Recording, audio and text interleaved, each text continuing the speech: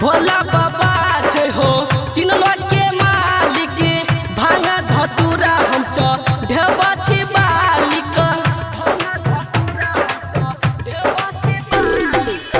भोला बाबा छे हो तीन लोग के मालिक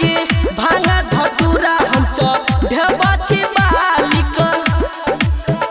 चलू बाबा के देव घर जिंदगी है तो सबर भोले बाबा के जलवा चढ़ेबे लेको गंगा जल लगे कन्हा पर कवर मिटा चलू देव घर भोले बाबा के जलवा चढ़ेबे लेको गंगा जल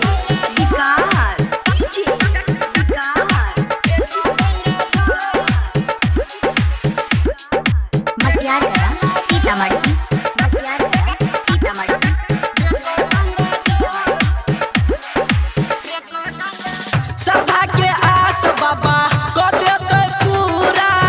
सोचल सपनावा ने हृदय अधूरा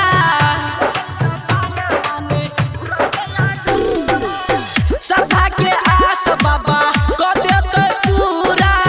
सोचल सपनावा ने हृदय अधूरा